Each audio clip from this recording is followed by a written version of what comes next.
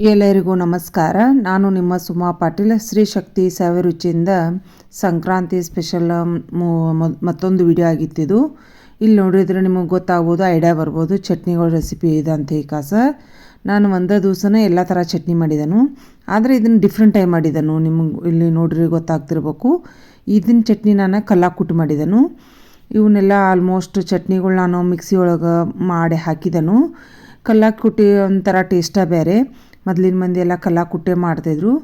ಈಗ ನಿಮಗೆ ಕಲ್ಲು ಇಲ್ಲಂತೆ ಕಾಸು ಏನು ನೀವು ಚಿಂತೆ ಮಾಡೋಕೆ ಹೋಗ್ಬೇಡ್ರಿ. ಆನ್ಲೈನ್ ಒಳಗೆ ಮಿಶೋದೊಳಗಾಗಲಿ ಈಗೆಲ್ಲ ಕಡೆ ನಿಮ್ಗೆ ಸಣ್ಣ ಸಣ್ಣ ಕಲ್ಲು ಸಿಗಾಕತ್ತಾವು. ಎಲ್ಲರೂ ನೀವು ಈ ರೋಡ್ ಮೇಲೆ ಅದು ಇಟ್ಟು ಮಾಡ್ತಿರ್ತಾರೆ ಕಲ್ಲು ಕಟ್ಟೆಯವ್ರ ಕಡೆ. ಒಂದು ತಂದು ಮನೆಯಲ್ಲಿ ಇಟ್ಕೊಂಡಿದ್ರಿಂದ ಈ ರೀತಿಯಾಗಿ ಟೇಸ್ಟಿಯಾಗಿರೋ ಚಟ್ನಿ ಮಾಡ್ಕೊಂಡು ತಿನ್ಬೋದು. ಪ್ರತಿ ಸಲ ಇಲ್ದ್ರೂ ಯಾವಾಗಾದರೂ ಒಂದು ಸ್ವಲ್ಪ ಈ ರೀತಿ ನೋಡ್ರಿ ಕಲ್ಲಾಗ ಹಾರಿ ಸಹಾಯದಿಂದನ ಮಾಡ್ಕೊಂಡು ತಿನ್ಬೋದು. ಟೇಸ್ಟ್ ಆಗ್ತೈತಿ ಮತ್ತು ರುಚಿನೂ ಇರ್ತೈತಿ. ಇವನ್ನೆಲ್ಲ ಚಟ್ನಿ ನಾನು 2 ಥರ ಚಟ್ನಿ, ಶೇಂಗಾಕಾಳು ಚಟ್ನಿ ಮಾಡತ್ತನು. ಇಲ್ಲಿ ನೋಡಿರಿ ಇವನ್ನ ಬೇಳೆ ಮಾಡಿ ಒಂದು ಸ್ವಲ್ಪ ಶೇಂಗಾಕಾಳು ಚಟ್ನಿ ಮಾಡತ್ತನು. ಆಮೇಲೆ ಶೇಂಗಾಕಾಳು ಹುರಿದು ಸಪ್ಪಿ ತೆಗಿಲಾರ್ದ ಮಾಡತ್ತನು. ಇದಕ್ಕೆ ಖಾರ, ಉಪ್ಪು, ಬೆಳ್ಳುಳ್ಳಿ, ಅರಿಶಿನ, ಒಣ ಕೊಬ್ಬರಿ ಮತ್ತು ಏಲಕ್ಕಿ, ಜೀರಿಗೆ ಮತ್ತು ಸ್ವಲ್ಪ ಕರಿಬೇವು, ಕೊತ್ತಂಬರಿ ಇವನ್ನೆಲ್ಲ ಐಟಮ್ಸ್ಗು ಎಲ್ಲ ಇಟ್ಕೊಂಡನು. ಆಮೇಲೆ ಇದ್ರೊಳಗನ 4 ಚಟ್ನಿ ಮಾಡತ್ತನು. ನಾನು ಒಂದು ಮಸಾಲೆ ಪೇಸ್ಟ್ ಮಾಡಿ ಇಟ್ಕೊಂಡು 4 ಚಟ್ನಿ ಅಂದರೆ ಗುರೆಳ್ಳ, ಅಗಸಿ, ಶೇಂಗಾಕಾಳು ಸಿಪ್ಪಿ ತೆಗೆದದ್ದು, ಶೇಂಗಾಕಾಳಿನೂ ಎಲ್ಲನೂ ರೆಡಿ ಮಾಡ್ಕೊಳಕ್ಕೆ ಮೊದಲಿಗೆ ನಾನೇನು ಮಾಡೀನಿ, ಜೀರಿಗೆ, ಏಲಕ್ಕಿ, ಲವಂಗ ಎಲ್ಲನೂ ಒಮ್ಮೆ ಹಾಕೀನಿ.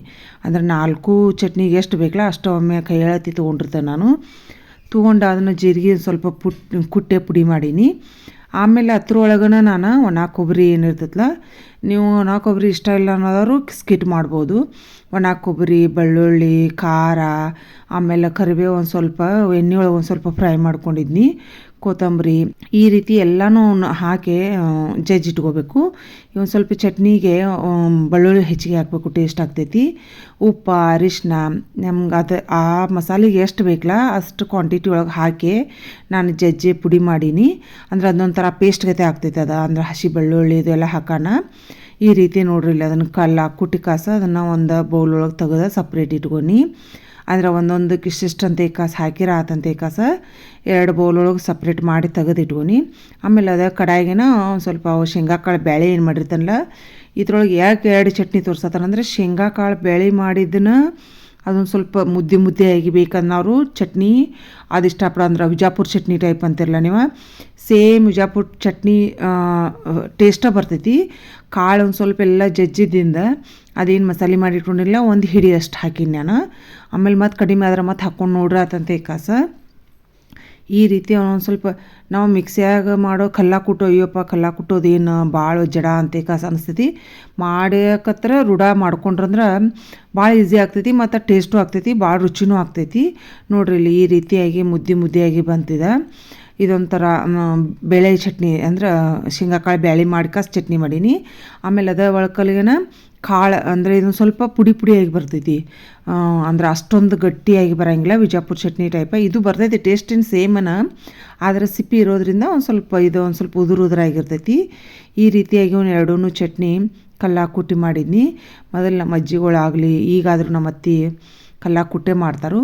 ನನಗೂ ಒಮ್ಮೆ ಯಾವಾಗಾದ್ರೂ ನನ್ನ ಮಗಗೆ ಕಲ್ಲಾಗ ಕುಟ್ಟಿ ಚಟ್ನಿ ಭಾಳ ಇಷ್ಟ ಅವ್ನಿಗೆ ಪ್ರಕಾಶಿಗೆ. ಅವನಿಗೋಸ್ಕರ ಆದರೂ ನಾ ಯಾವಾಗಾದರೂ ಒಂದು ವರ್ಷದಾಗ 2-3 ಸಲ ಆದರೂ ಕಲ್ಲಾಗ ಕುಟ್ಟಿ ಮಾಡೇ ಮಾಡ್ತಾನು. ಈ ರೀತಿ ನೀವು ಒಮ್ಮೆ ಮಾಡ್ಕೊಂಡು ನೋಡ್ರಿ, ಭಾಳ ಟೇಸ್ಟ್ ಆಗ್ತೈತಿ. ಒಂದು ಸ್ವಲ್ಪ ಕಾಳು ಇದ್ರನ ಶೇಂಗಾಕಾಳು ಚಟ್ನಿ ಟೇಸ್ಟ್ ಬರ್ತೈತಿ. ಇದ್ರೊಳಗೆ ಮಿಕ್ಸಿ ಒಳಗೆ ಫೈನ್ ಪೇಸ್ಟ್ ಪೌಡ್ರ್ ಆಗ್ತೈತಿ, ಖರೆ ರುಚಿ ಅಷ್ಟೊಂದು ಆಗಂಗಿಲ್ಲ. ಏನು ಪರವಾಗಿಲ್ಲ, ಈಗಿನ ಕಾಲದೊಳಗೆ ಹಾಗೂ ಮಾಡ್ಕೊಬೋದು. ಹೀಗೂ ಒಮ್ಮೆ ಯಾವಾಗಾರ ಮಾಡ್ಕೊರಿ. ಇವನ್ನ ಅಗಸಿ ಬೀಜ ಅವನ್ನೆಲ್ಲ ಹುರಿದು ಇಟ್ಕೊಂಡಿದ್ನಿ. ಅಗಸಿ ಗುರೆಳ್ಳ ಮೊದಲಿಗೆ ಒಂದು ಸ್ವಲ್ಪ ಈ ರೀತಿ ಪೌಡ್ರ್ ಮಾಡ್ಕೋಬೇಕು, ಅಂದ್ರೆ ಕಲ್ಲಾಗ ಕುಟ್ಟೆನ ನಾನು ಇದಕ್ಕೂ ಮತ್ತು ಅದನ್ನೆಲ್ಲ ಅಗಸಿ ಪುಡಿ ಆದಿಂದ ಇದಕ್ಕೂ ನೋಡ್ರಿ ಅದೇ ಮಸಾಲೆನ ಹಾಕಿ ಕಾಸ ನನಗೆ ಕಣ್ಣಳತಿ ಗೊತ್ತಾಗ್ತೈತಿ. ನಿಮಗೆ ಗೊತ್ತಾಗಲಿಲ್ಲ ಅಂದ್ರೆ ಒಂದು ಸ್ಪೂನ್ ಸಹಾಯದಿಂದ ಅಳತಿ ಮಾಡಿ ಇಟ್ಕೋರಿ ನೀವು. 1-2-3 ಸ್ಪೂನ್ ಅಂತೆ ಕಾಸ. ನಮ್ಮ ಮಿಕ್ಸಿ ಒಳಗೆ ಮಾಡಿದ್ರೂ ಇದೇ ಸೇಮ್ ಮೆಜರ್ಮೆಂಟ್ ಒಳಗೆ ಮಾಡಿರ್ತಾನೆ, ನೀವೆಲ್ಲರೂ ನೋಡಿರ್ತೀರಿ. ಅಂದ್ರೆ ಮೊದಲಿಗೆಲ್ಲ ಮಸಾಲೆ ಪೌಡ್ರಿಗೂ ಮಿಕ್ಸ್ ಮಾಡ್ಕೊಂಡು ಕಾಸ ಶೇಂಗಾ ಬೇಳೆದು ಈಗ ಹೆಂಗೆ ಮಾಡತ್ತಲ್ಲ ಹಿಂಗೆ ಮಾಡಿರ್ತಾನೆ. ಯಾವಾಗಿದ್ದರೂ ಶೇಂಗಾಕಾಳು ಚಟ್ನಿ ಆಗಲಿ ಅಗಸಿ ಚಟ್ನಿ ಆಗಲಿ ಆಲ್ಮೋಸ್ಟ್ ಎಲ್ಲ ಹೋದ ವರ್ಷದ್ದು ಪ್ರತಿಯೊಂದು ಸಪ್ರೇಟ್ ವಿಡಿಯೋ ಹಾಕಿದನು.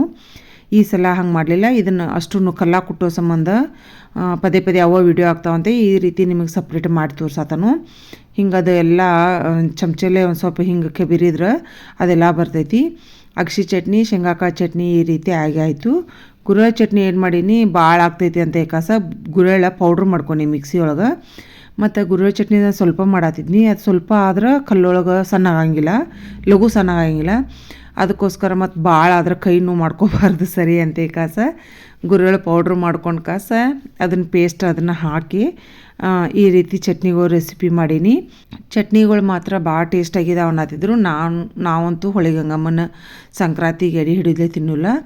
ನಮ್ಮ ಪ್ರಕಾಶ್ ಹೇಳತ್ತಿದ್ದ ಭಾಳ ಟೇಸ್ಟಾಗಿದ್ದಾವೆ ಮಮ್ಮಿ ಅಂತ. ಈ ರೀತಿ ನೋಡ್ರಿ 4 ಒಂದೊಂದು ಡಬ್ಬಿ ಒಳಗೆ ಹಾಕಿಟ್ಕೊಂಡ್ರೆ ಮತ್ತು ಕಲ್ಲ ಕುಟ್ಟಿದ್ದು ಚಟ್ನಿ ಮಾಡ್ರೆ ಅದೊಂಥರ ಸ್ಮೆಲ್ ಬೇರೆನೇ ಇರ್ತೈತಿ, ಘಮ ಘಮ ಘಮ ವಾಸ ಬರ್ತೈತಿ. ಅದಕ್ಕೋಸ್ಕರ ಈ ಸಲ ನಿಮಗೆ ಈ ರೀತಿ ಮಾಡಿ ತೋರಿಸಿದನು. ನಿಮಗೂ ಎಲ್ಲರ ಕಲ್ಲಿದ್ರೆ ತೊಳೆದು ಕಾಸ ಮನೆಯಲ್ಲಿ ಎಲ್ಲರ ಮೂಲೆಯಾಗಿ ಇಟ್ಟಿದ್ರೆ ತೊಳೆದು ಮಾಡ್ಕೊಂಡು ನೋಡಿರಿ. ಇಲ್ಲ ಯಥಾ ಪ್ರಕಾರ ನೀವು ಮಿಕ್ಸಿ ಒಳಗೆ ಮಾಡ್ತಾರಂದ್ರೆ ಇದೇ ಸೇಮ್ ಪ್ರೊಸೀಜರ್ ಒಳಗೆ ನೀವು ಮಿಕ್ಸಿ ಒಳಗೆ ಮಾಡ್ಕೊರಿ. ಇಲ್ಲಿ ನೋಡಿರಿ ಕಲ್ಲ ಕುಟ್ಟಿ ಚಟ್ನಿ ಈ ರೀತಿ ಮುದ್ದೆ ಆಗಿ ಬಂತು. ಬೇಳೆದಿದೆ, ಶೇಂಗಾ ಬೇಳೆದು. ಅದಕ್ಕೋಸ್ಕರ ನಿಮಗೆಲ್ಲ ಈ ವಿಡಿಯೋ ತೋರಿಸಿದನು.